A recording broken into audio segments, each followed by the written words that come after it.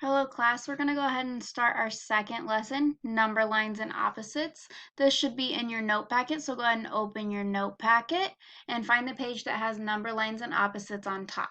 Alright, I will be able to graph integers on a number line and apply integers to real life situations, which we've already been working on. I will be able to identify opposites of integers. Alright, so we're going to start with graphing. Graph the set -4, 2, and 0. And these little brackets, they're just a way to say that you're graphing each of them individually, but they're a set. All right, we're going to graph it on a horizontal number line and a vertical number line. So this is the horizontal. Okay, see that middle line? There's my H. Horizontal, it goes like this for the H. And we're going to graph. So first thing we do is we look at 0. All right, I see 0. And then negative is always going to be on the left. So this is my negative side. That means this is the positive side. 0 in the middle. And that's standard whenever you see a graph. All right, you cannot flip them. So I look at 0, and then I want to go -4. I see that these are going by ones. All right, so I'm going to go 1, 2, 3, 4. I'm going to put my dot right there. Okay? Next, I want to graph 2. Well, this is my positive to the right, so 1, 2. This one's nice because it was already written for me, so I can check myself, right? I go back to 0. Oh, I want to graph 0, so I put a point right in the middle. Okay?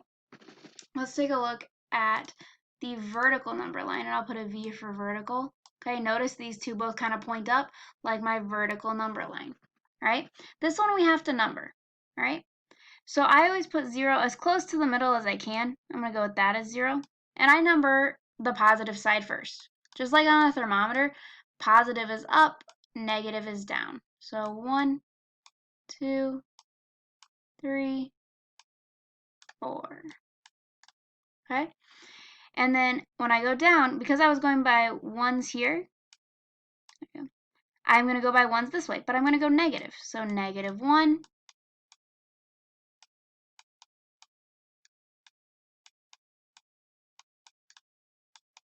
and -5. All right, so we're going to graph them again. Go ahead and pause the video. Graph them on the vertical number line. Okay, so we're looking at it. We go to 0. We need to go negative, so we go down. Just like the temperature's dropping, I go negative. Go below 0. Okay? Then I go back to 0. I need 2. 2 is positive, so I go up.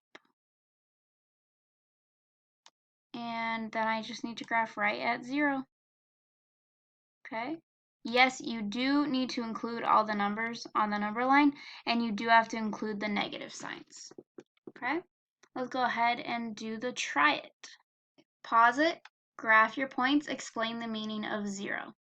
So the change in the high temperatures from yesterday to today for different cities are, the change in the high temperatures, are -1, -5, 4, and 2. So let's go ahead and graph those.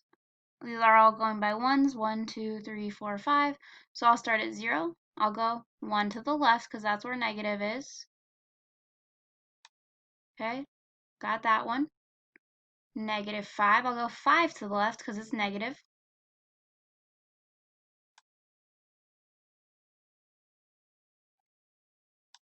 Okay, and then I'll do 4, that's positive, so I have to go 1, 2, 3, 4.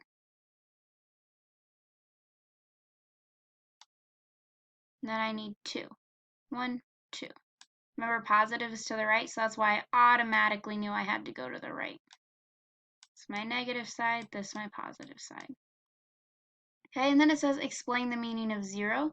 Well, in this case, this was the change in temperatures. Okay, so that means there was no change in the high temp. No change in the high temperature. Okay? It's not at 0. It means it didn't change. Okay? Let's go ahead and look at opposite. Alright, so opposites, first thing is we need to know what an opposite is. Well, an opposite, it's two numbers that are the same distance from 0,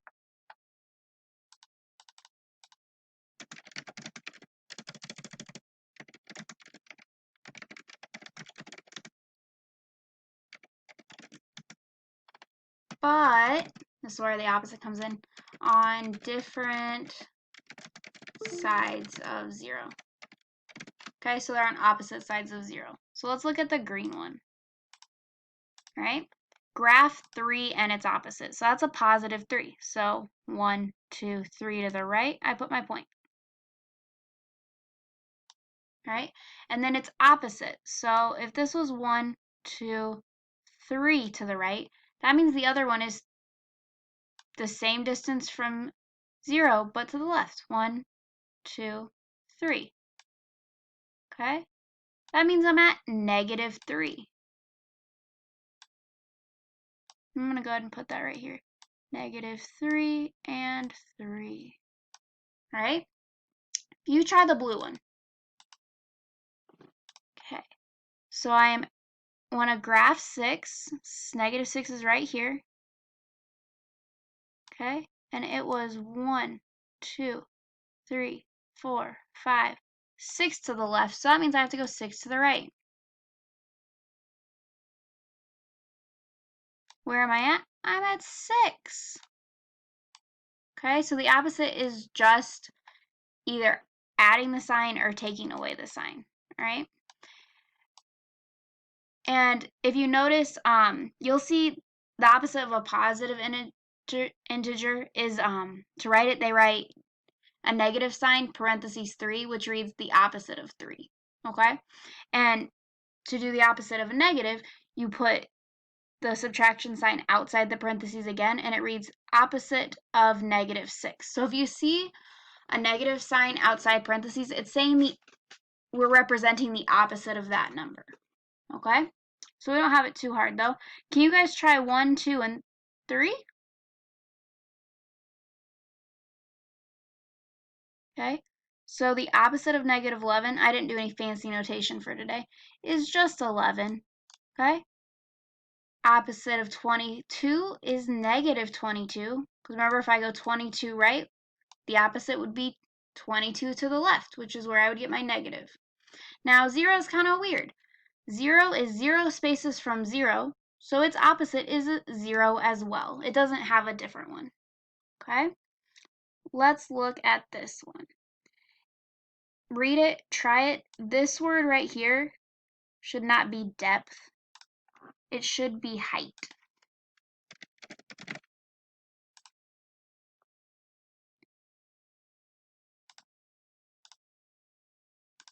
So if I read it, they're building a sandcastle and digging a moat around it. They want the moat to be as deep as the sandcastle is tall. So it's really important how tall it is. The castle's 17 inches tall. So what represents the height of the castle? Well, tall means up. So an up on my number line meant positive. Okay, so that means it's going to be a positive 17.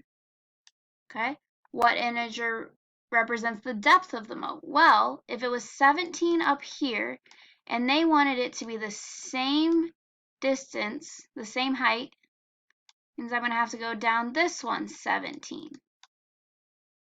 And if it's below 0, that means it's going to be a negative 17.